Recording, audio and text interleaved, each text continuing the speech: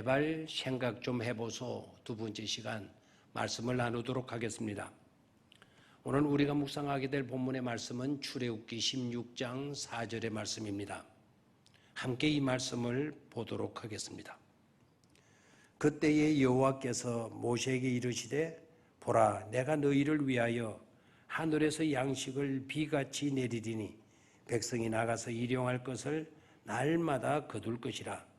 이같이 하여 그들이 내 율법을 준행하나 아니하나 내가 시험하리라. 아멘.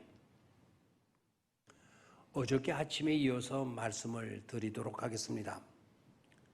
아마도 이스라엘 백성들은 의식화되어 있거나 세뇌가 된 것 같습니다. 그들은 곧 문제는 원망이다. 그들은 문제는 곧 엉망이다라는 것을 마치 공식화해 놓은 것처럼 행동들 합니다. 문제만 생기면 어뢰 원망이고 문제만 생기면 어뢰 후회하고 있으니 말입니다. 아마 그들은 이렇게 생각했을 수도 있겠다 싶기도 합니다. 우리가 애굽 재앙에서 보호받고 또한 홍해를 건너오지 않았더냐. 그렇다면 뭔가 좀 달라지고 뭔가 좀 좋아져야 될 것 아닌가? 그런데도 이게 뭐냐는 것입니다. 웬 문제만 자꾸 발생하고 왜 자꾸 문제에 부딪혀야만 하느냐 말입니다. 맞는 말 같이 느껴질 것입니다. 대다수 신앙인이 가진 사고방식입니다. 만약 우리가 해결된 문제를 당연함으로 여기고 마땅히 그래야 하는 것으로 인식한다면 그건 잘못입니다. 그건 아닌 것입니다. 그리고 또 알아야 합니다. 그리고 돈독히 해야 할 것이 있습니다. 원망과 후회는 결코 해결책이 될 수 없다는 것입니다. 그리고 원망과 후회는 관계를 파괴시키고 맙니다. 그리고 원망과 불평은 모두가 불신앙적인 행위를 낳게 되는 것입니다. 사람들이 왜 원망하는 것입니까? 영적 당달 봉사이기 때문에 그렇습니다. 육적인 눈으로 눈앞의 문제에만 사로잡혀서 그것에만 집착해 버리기 때문인 것이죠. 즉 문제를 뛰어넘어 전능하신 하나님을 보지 못하기 때문입니다. 모세를 보도록 할까요? 모세는 문제만 생기면 하나님께 나아가 기도합니다. 마치 문제는 곧 기도다라는 말이 마치 공식화된 것처럼 말입니다. 그렇습니다. 그게 해답입니다. 그게 비결입니다.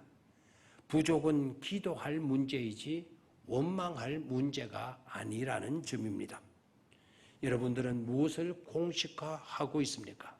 여러분들은 무엇을 공식화할 것입니까? 문제는 곧 원망이요 후회다 라는 공식으로 사실 것입니까? 아니면 문제는 곧 기도다 라는 공식으로 살아가실 것입니까? 하나님은 공식처럼 기도하는 모세의 기도에 응답하셨습니다. 하나님께서 하늘에서 양식을 비같이 내리실 것을 말씀해 주셨습니다. 하늘에서 비같이 내리실 양식은 어떤 것일까요? 도대체 뭘까요?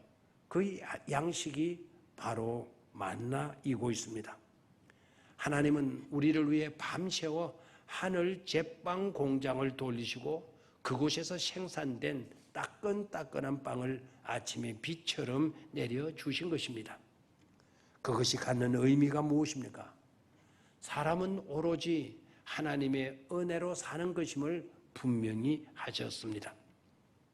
신약 성경은 그런 만나를 차원을 넘어서서 주님 자신을 생명의 떡으로 우리에게 내어주셨습니다. 나는 생명의 떡이니 내게 오는 자는 결코 줄이지 아니할 터이요 나를 믿는 자는 영원히 목마르지 아니하리라. 요한복음 6장 35절의 말씀입니다. 그렇습니다. 우린 이것을 분명히 할 수 있어야 합니다. 하나님은 우리를 구원해 주시고 하나님은 우리를 지켜주시고 하나님은 우리에게 생명을 주시는 분이심을 말입니다. 하나님은 만나를 내려주시며 세 가지 지침을 주셨습니다. 먼저는 아침 일찍 나아가 두당 한 오멜씩을 거두어서 그것을 먹고 하루를 지내라는 것입니다. 한 오멜은 우리가 하루의 양식으로 충만한 양이었습니다. 많이 거두어 드린다고 해도 소용이 없었습니다. 벌레가 생기고 변질이 되고 말았던 것입니다. 이상하게도 벌레가 생기거나 썩어버리는 그와 같은 일들로 인하여서 과욕을 금하셨습니다.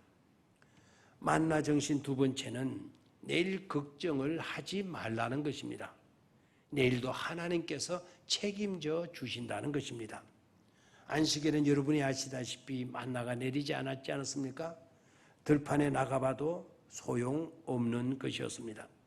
그러나 토요일 날, 안식일 전날 하나님은 2배를 거두게 하셨습니다. 그때는 벌레 먹지도 않았고 상하지도 아니했습니다. 세상 욕심에만 붙들린 삶을 살지 말고 은혜의 약속의 말씀에 붙들린 그런 사람이 되라는 것입니다. 그리고 만나의 정신 세 번째는 주의를 성수하며 사는 것입니다. 세상 모든 일을 내려놓고 오로지 하나님과만 소통하는 시간, 얼마나 귀한 시간이며 영광스러운 것인가를 잊지 말아야겠습니다. 하나님과 소통하는 데에 해결되지 않은 일이 어디 있겠습니까? 감사합니다.